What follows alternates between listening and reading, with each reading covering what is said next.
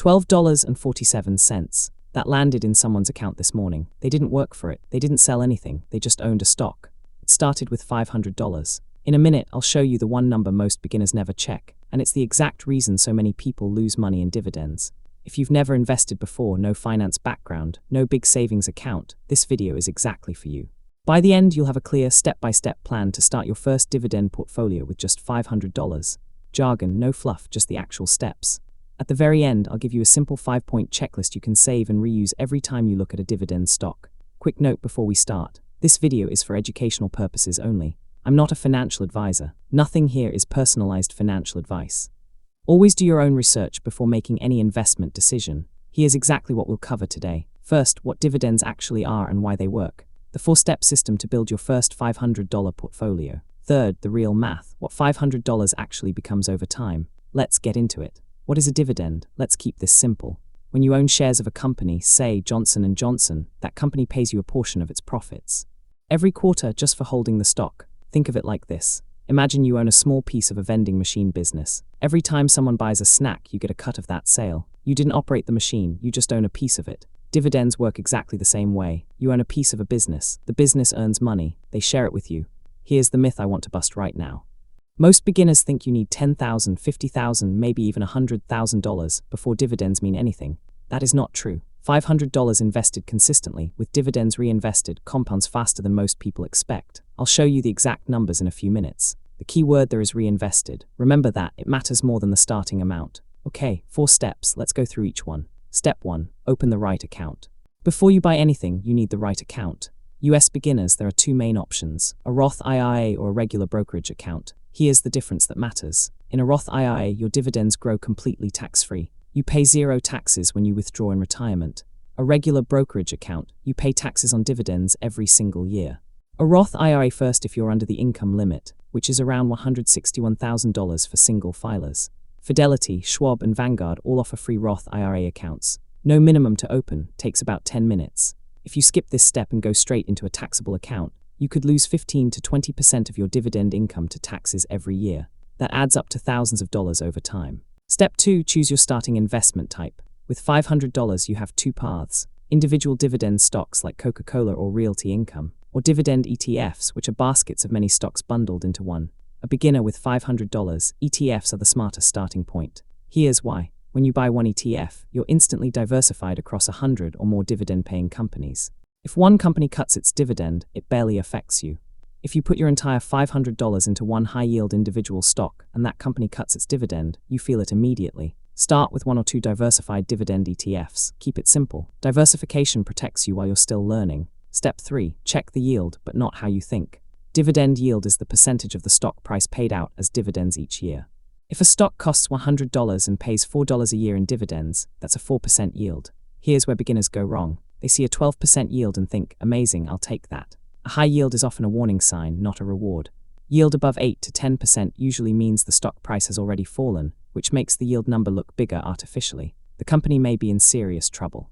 For yields in the 3 to 5% range from companies with 10 or more years of consistent dividend payments, anything above 8%, stop. Research it carefully before you touch it. Me give you a quick recap of where we are before step 4.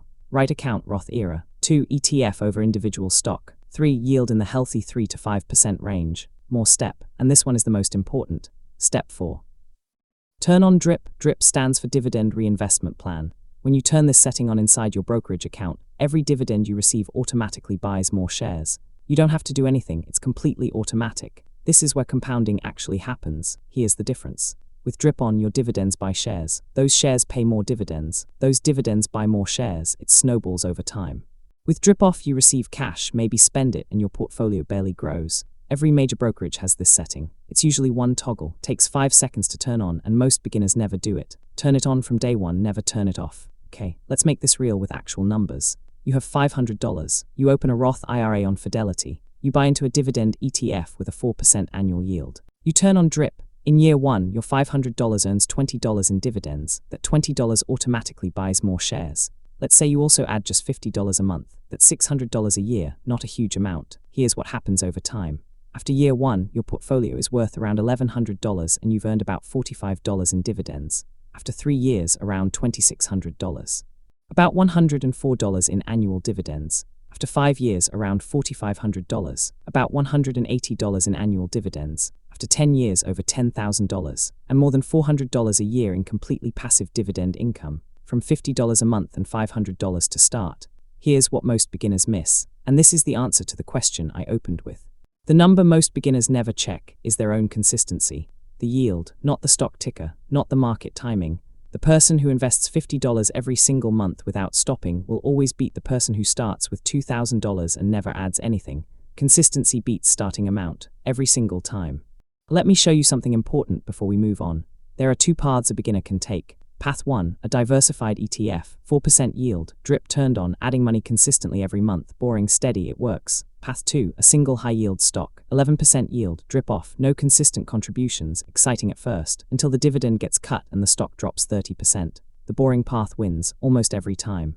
The mistake. And this one catches almost everyone, including people who have been researching dividends for months. The mistake is waiting until you have more money. I'll start when I have $2,000. I'll start when the market dips. I'll start next month. Here's why this is so costly. Every year you wait is a full year of compounding you never get back. Someone who starts at 25 with $500 will almost always end up with more wealth than someone who starts at 35 with $5,000. Because of time, the fix is simple. Open the account this week, buy 1 ETF, turn on drip, set up a $25 or $50 automatic monthly transfer, then don't touch it. That's the entire system. I promised you a checklist at the start. Here it is. Number 1, open a Roth IRA on Fidelity, Schwab, or Vanguard. It's free. Number 2, choose 1 diversified dividend ETF to start. Number 3, look for a yield between 3 and 5%. Avoid anything above 8% without serious research. Number 4, turn on drip immediately. 1 toggle, 5 seconds. Number 5, set up automatic monthly contributions. Even $25 counts. Action you can take today. Go to fidelity.com, click open an account and start your Roth IRA. Free, 10 minutes. That's your only job today. That you know how to start, the next question every beginner asks is, what should I actually buy? In the next video, we're going to break down the only 3 dividend ETFs beginners actually need. And which one I would start with if I had just 500. If you found this helpful, consider liking the video and subscribing for more simple, no-hype investing guides. See you in the next video.